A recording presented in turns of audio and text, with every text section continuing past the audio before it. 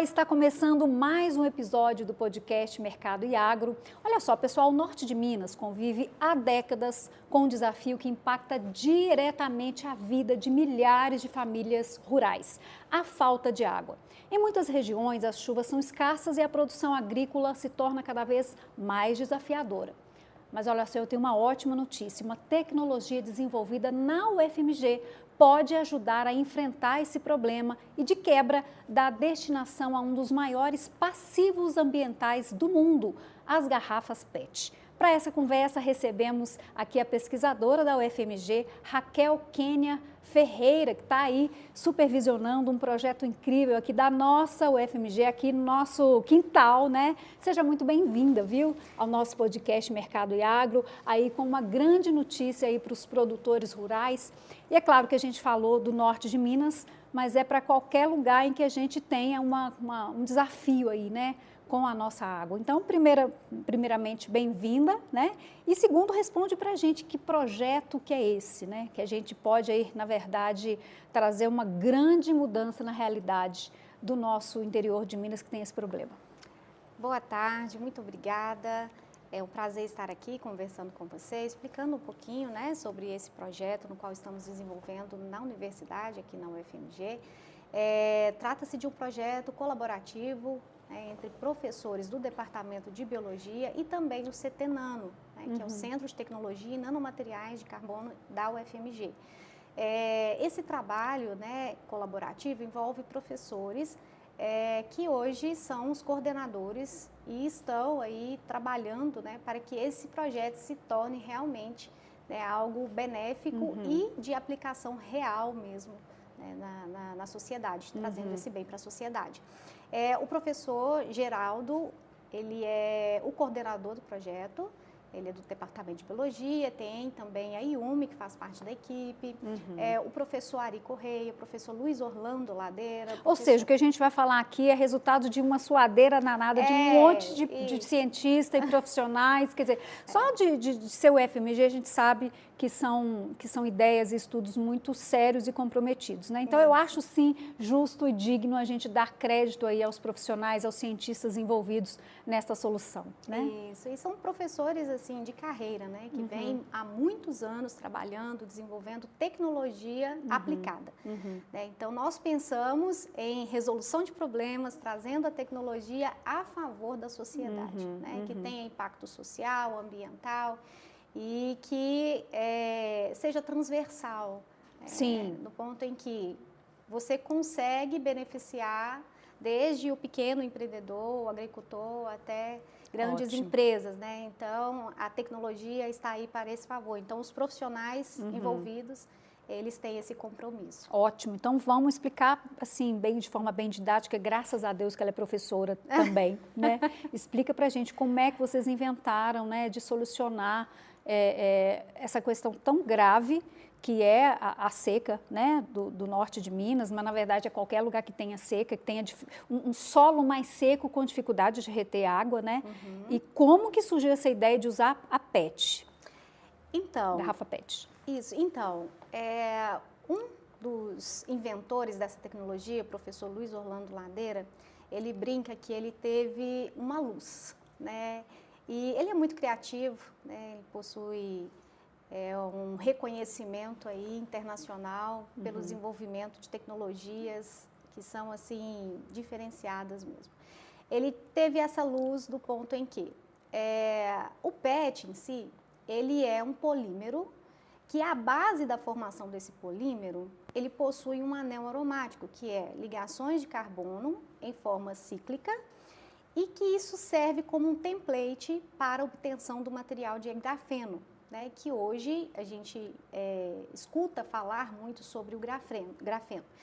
E como que se deu, então, o desenvolvimento dessa tecnologia? O professor Luiz Orlando, ele falou, bom, o PET é um precursor de carbono que possui, na sua forma estrutural, esse template para obtenção de grafeno. Então, por que não, né, fazer um processamento desse material, que é um passivo ambiental, que é um problema que a gente tem que enfrentar, tem que encarar e tem que remediar mesmo do nosso meio ambiente, para uma solução complementar e que também é um desafio à agricultura. Sim. Então, como trabalhar e unir essas duas coisas, né?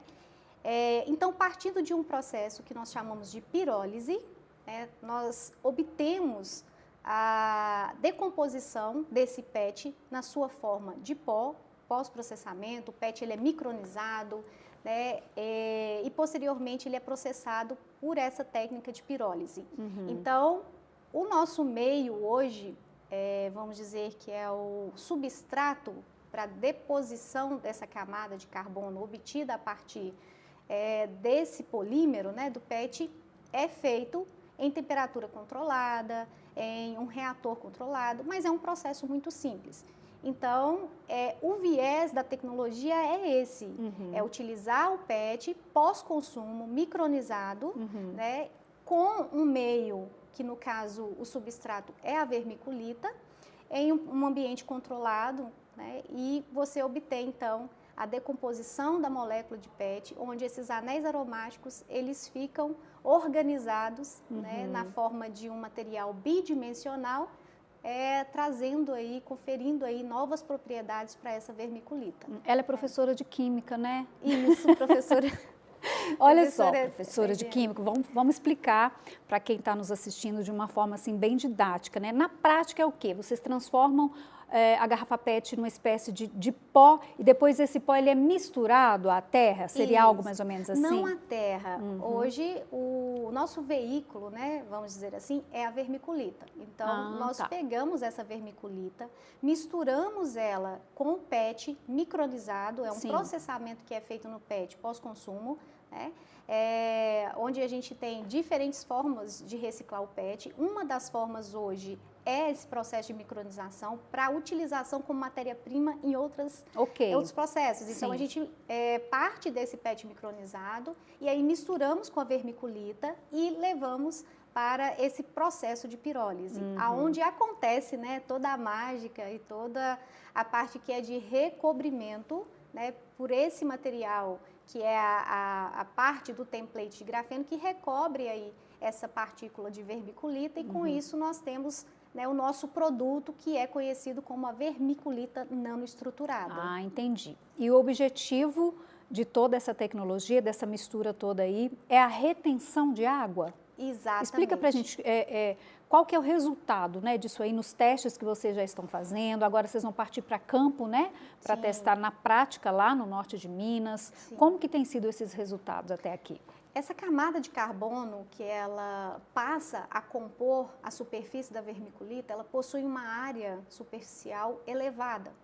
Ou seja, a gente consegue melhorar ou aumentar a capacidade de retenção de água da vermiculita que já é utilizada para esse processo, né, de aeração do solo.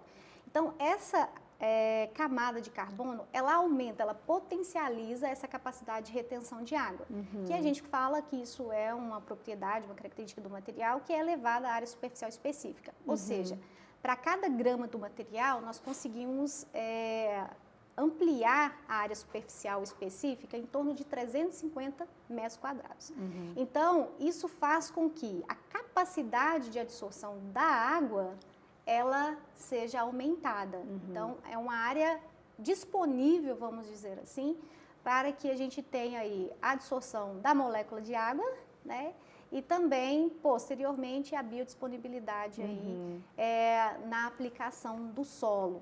Então, em solos, né, que eles são empobrecidos de água ou que não possuem, né, uma umidade adequada para crescimento da vegetação, esse material híbrido, né, que é a vermiculita nanoestruturada, ele serve para melhorar a molhabilidade dessa terra e, com isso, você garantir ali a retenção daquela umidade necessária. Né? Ou seja, vai precisar de menos regas e menos chuva, digamos assim, algo nessa linha? Do ponto em que você consegue tratar aquele solo que já possui uma falta de água, né? Principalmente por essas questões de mudanças climáticas, a gente possui aí chuvas que não estão mais, né, como que eu falo, estão corretas nos tempos Ah, adequados, é verdade. A gente está né? gravando esse episódio no mês de junho, em Belo Horizonte, e a gente está tendo episódios de chuva numa época em que são raras, né? Raras chuvas no mês de junho. Então, essas mudanças, né, acabam ocasionando aí também um impacto no solo, justamente porque as chuvas em tempestades, chuvas mais pesadas, elas lixiviam o solo. Então, o que é lixiviam o solo? Lixivia, ela lava o Ok. solo, né? Ela lava o solo. Então, ela acaba deixando aquele solo ali sem os nutrientes necessários para o crescimento de uma vegetação. Então, o que é um solo hoje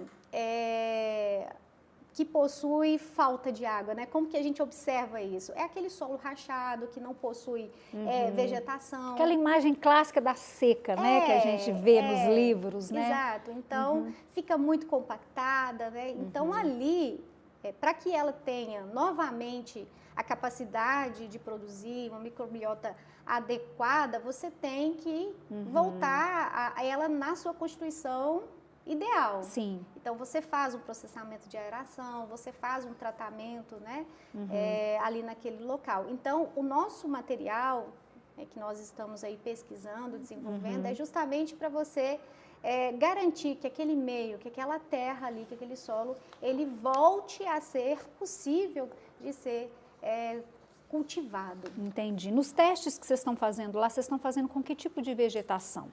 Hoje, a planta de teste é o alecrim, alecrim do campo, dado que é uma planta de fácil adaptação, principalmente nos solos áridos. E nós também vimos que essa é uma planta que poderia agregar muito valor social, econômico aí para essas regiões. É uma erva aromática amplamente consumida, né? Muito, muito. E com também esse viés social, é um tipo de planta que pode ser utilizada posteriormente, por exemplo, para cultivo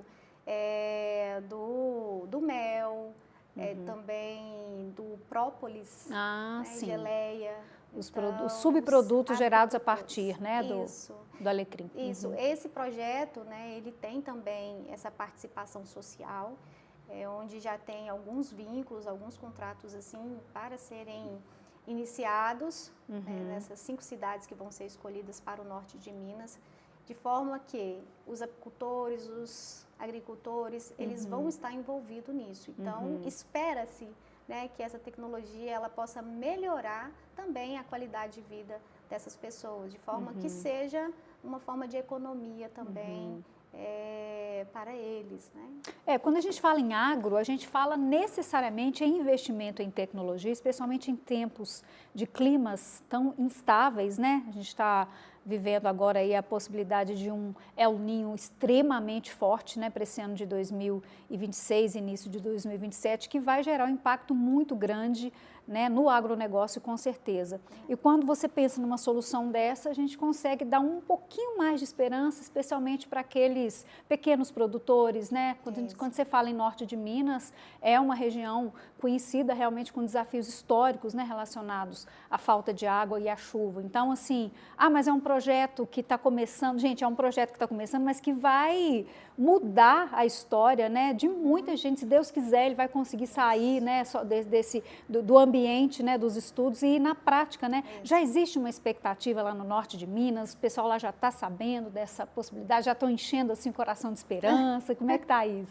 A pesquisa, ela acontece em passos lentos, né? Porque a gente precisa de comprovações, a gente precisa de resultados, né? Sim. E isso é conquistado com o tempo.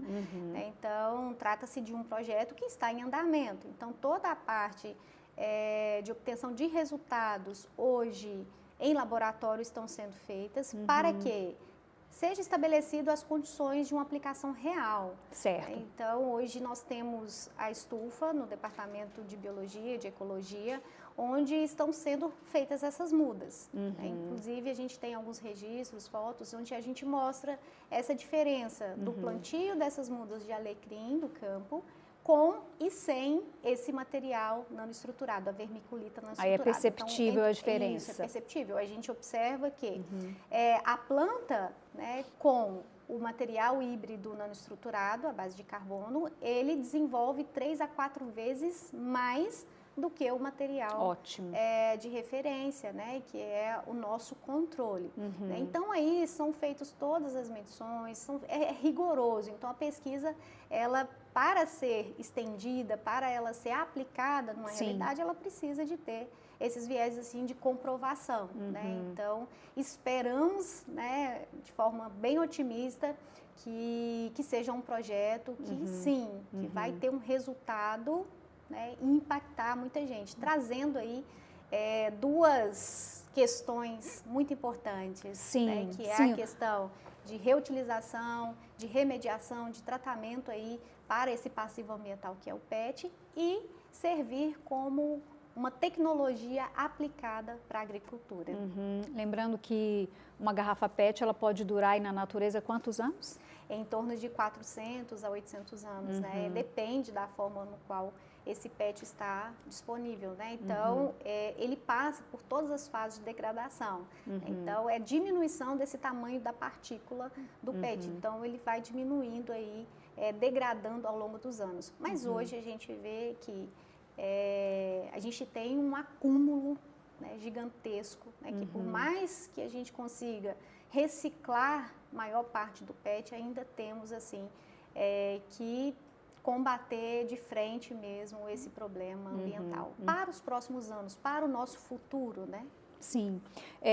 O produtor rural que está nos assistindo deve estar querendo saber com relação a custos. Há uma expectativa? É uma tecnologia muito cara? Claro que inicialmente tudo é mais difícil, né? Mas você acredita que mesmo sendo com PET, que é um material que está tão disponível, né, para uso, vai ser uma tecnologia cara? Qual que é a expectativa? A expectativa é que ela seja acessível, né? Lidando com questões de agricultura, tem que ser um material de fácil disponibilidade, fácil acesso. Então, a ideia é que, posteriormente a essa fase de estudo, de aplicação, de teste, comprovação também, além do laboratório, na condição real, a ideia é que a gente receba investimento por parte das empresas interessadas, né, que já trabalham com esses fertilizantes, né, para a agricultura diretamente, tratamento de solos, aeração, que eles façam investimento, comprem a tecnologia, né, porque a academia ela é limitada, então não comercializamos, então toda essa parte de custo, desenvolvimento aí do negócio em si, a gente depende desse financiamento externo, né, de parcerias aí com empresas. A expectativa é que os testes, de fato, né, nas cidades, você mencionou 5 cidades, ainda não temos, né? Quais são as cidades? Não, ainda não está fechado, né? Porque depende ainda de alguns contratos, depende ainda... A expectativa é que vocês façam esses testes aí no norte de Minas ainda esse ano, ainda 2026? Ainda esse ano depende também, né? Novamente eu digo sobre isso, porque está sendo desenvolvido e analisado em laboratório. Então, já temos cerca de 20 mil mudas plantadas muita que coisa. Estão sendo monitoradas. Muita coisa, sim. Então, essa transição para uma condição real, por mais que pareça uma coisa simples, não é. Né? Então, a gente tem que ter todo um preparo, tem que ter as parcerias, né? Tem que ter a questão toda do a seriedade de um processo científico e de pesquisa sério, né? Exato. Então, a ansiedade é muito, mas a gente se controla nesse sentido. Quando realmente a gente levar isso, é porque a gente tem toda a segurança de que você vai ter pontos mais positivos do que o contrário disso. Então, temos que pensar também com essa cautela. Olha, nós vamos ficar aqui todos na torcida, né, para que isso de fato, né, saia aí das 4 paredes, né, da academia e que vá de fato resolver, ajudar a vida de quem está precisando, né? Nossa sociedade, todos nós precisamos, porque você pensa que lá no norte de Minas é a seca. Gente, se o processo de produção de um alimento lá é caro, quem vai pagar esse preço somos todos nós, né? Então o interesse realmente é de todos nós. Aquela pessoa que está nos assistindo, né, ela vai saber mais informações sobre esse projeto aonde? No site do CETENANO, cetenano.org.br,